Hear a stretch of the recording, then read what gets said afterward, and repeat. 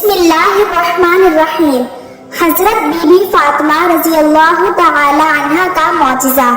عرب کی عورتیں حضرت بی بی فاطمہ رضی اللہ عنہ کو بہت ہی غریب سمجھتی تھی، کیونکہ ہر وقت بی بی فاطمہ سادگی میں رہتی تھی۔ اس لیے عرب کی عورتیں بی بی فاطمہ کو بہت ہی غریب سمجھتی تھی۔ وہ یہ سمجھتی تھی کہ پاک بی بی کے پاس کچھ بھی نہیں ہے۔ حضرت بی بی فاطمہ رضی اللہ عنہا کی سخاوت کی باتیں وہاں کچھ عورتیں کرنے لگی۔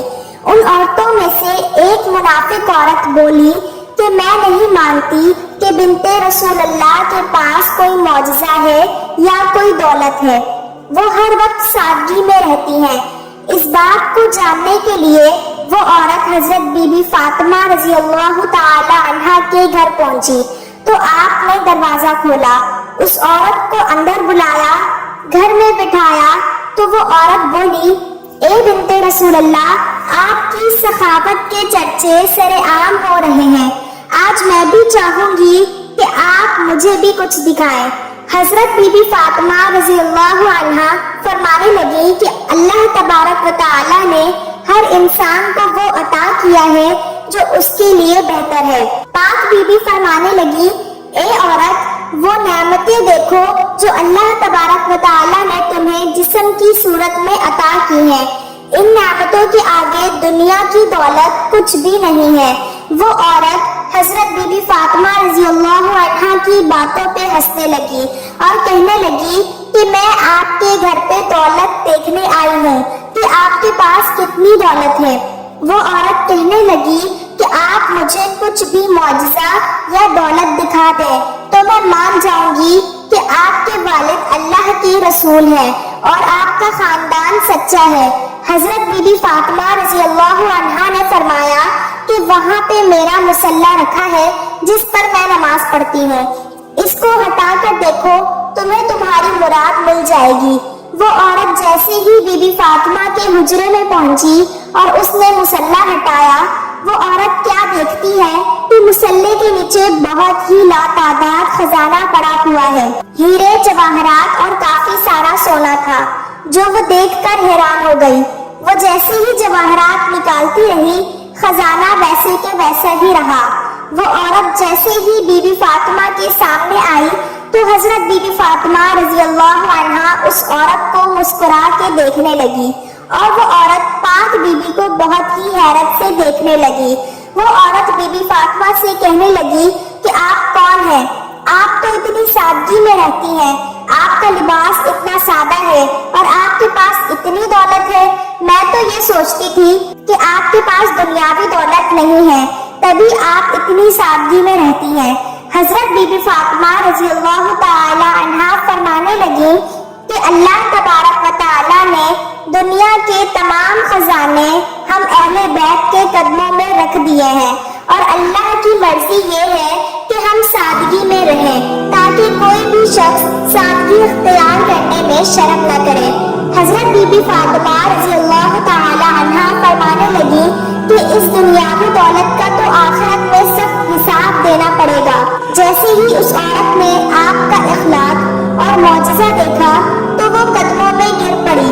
وہ عورت رو کر کہنے لگی کہ اے بنت رسول اللہ، مجھے معاف کر دیجئے، آپ کے والد اللہ کے رسول ہیں، میں اس بات کو تسلیم کرتی ہوں کہ آپ کا گھر اور آپ اللہ کے بہت قریب ہیں اور آج میں بھی اسلام قبول کرتی ہوں۔ سلام ہو حضرت بی بی فاطمہ الزہرا رضی اللہ تعالی عنہا کی سخاوت پر، جس کو کفار بھی دیکھ کر مسلمان ہو جاتے تھے۔ سبحان اللہ۔ حضرت بی بی فاطمہ رضی اللہ عنہا کے پاس جو کچھ بھی تھا وہ آپ نے اللہ تبارک و تعالی کی راہ میں دے دیا اور اپنے پاس کچھ بھی نہ رکھا۔ حضرت بی بی فاطمہ رضی اللہ عنہا گھر کے سارے کام اپنے ہاتھوں سے کیا کرتی تھی، گھر میں بچوں کی پرورش بھی کرتی تھی اور سارا دن چکی میں آٹا پیسا کرتی تھی۔ ہر وقت بی بی فاطمہ سادگی میں رہتی تھی۔ ایک عورت حضرت بی بی فاطمہ رضی اللہ تعالی عنہا کے پاس آئی اور کہنے لگی، اے بنت رسول اللہ، میرے 3 سوال ہیں۔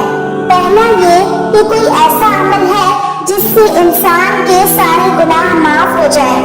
اور دوسرا سوال، اللہ تبارک و تعالیٰ کے نزدیک سب سے افضل کون سا گھر ہے؟ اور تیسرا سوال یہ ہے کہ انسان اور جنت کے درمیان کتنا فاصلہ ہے؟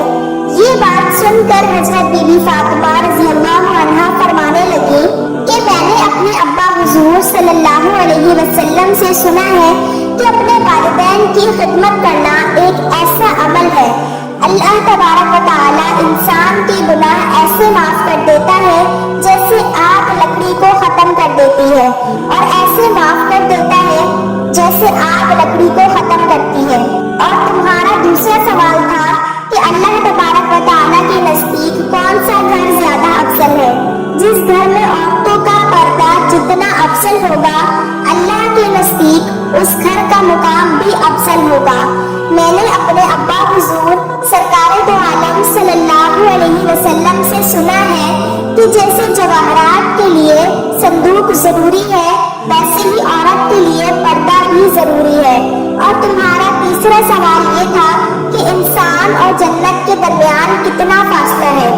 میں نے اپنے ابا حضور صلی اللہ علیہ وسلم سے سنا ہے کہ انسان اور جنت کے درمیان ایک قدم کا فاصلہ ہے۔ تو وہ عورت کہنے لگی کہ اے بنت رسول اللہ صلی اللہ علیہ وسلم، یہ کیسے ممکن ہے؟ تو اس کی بات سن کر حضرت بی بی فاطمہ رضی اللہ عنہا نے فرمایا، اے عورت، تو اپنا ایک قدم اپنے نفس اور خواہشات پر رکھ اور تمہارا دوسرا قدم جنت میں ہوگا۔ سبحان اللہ، کتنا عظیم اور کتنا شان والا تھا میرے نبی پاک صلی اللہ علیہ وسلم کا گھرانہ کہ جس کے اخلاق اور سادگی کو دیکھ کر کافر اور یہودی بھی مسلمان ہو جایا کرتے تھے اور اسلام قبول کر لیا کرتے تھے۔ اور کتنی ہی عظیم شان تھی نبی پاک صلی اللہ علیہ وسلم کی لاڈلی بیٹی بی بی فاطمہ الزہرا کی کہ جن کے اخلاق اور سادگی کو دیکھ کر یہودی عورت مسلمان ہو گئی۔ سبحان اللہ، آپ بھی سبحان اللہ ضرور کہیے گا۔ تو